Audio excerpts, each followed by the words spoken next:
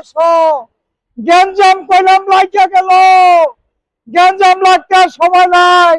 Any time যে কোনো মুহূর্তে গ্যাঞ্জাম লাগতে পারে বাজান। তুমি আয়ো তাড়াতাড়ি, দেশ ফাঁকা, দেশ ফাঁকা, তাড়াতাড়ি আয়ো বাজান।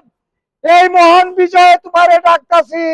তোমার যদি কোনো প্রবলেম থাকে তুমি চাচারে কও, আমি হাইকোর্টকে বলবো। এই হাইকোর্ট সংবিধান ছাড়া 53 বছর চেয়ারম্যানই করছেন।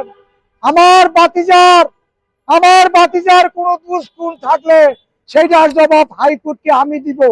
আমি একজন বীর মুক্তিযোদ্ধা, আমি একজন বীর মুক্তিযোদ্ধা, এটা শেষ হয়নি। আমার অধিকার আছে, ভাতিজার সমস্যার সমাধান দূর করার জন্য আমার আছে। আমি বাংলাদেশ পুলিশ হল গণতন্ত্রের মহানায়ক। আমরা এই 53 বছর যা কইছি ভাই উদা মিছা কথা, একেবারে মিছা কথা। বাটপাড়ের কাছে বইয়া বাংলাদেশ পুলিশ হলো এই 30 লক্ষ শহীদের গণতন্ত্রের মহানায়ক।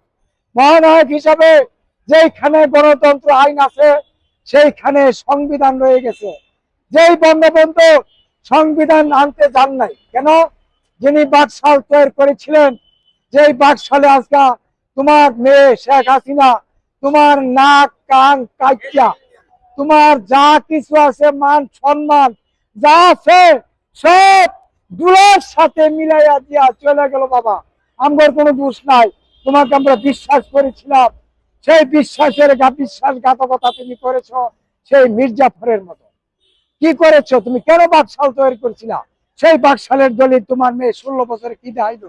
তোমার মেয়ে আজকে গিয়ে দেখো তোমার পার্টির অফিসের সামনে কুত্তা আগে টাঙ্গালিয়ে প্রস্রাব করে, দুর্গন্ধ। আজকে শেখ হাসিনা 16 বছর ক্ষমতা চালাইয়া কুমোর ভাঙ্গা পড়ছে, কোন সময় জানি ওর লগে পচা গন্ধ বাইর হয়।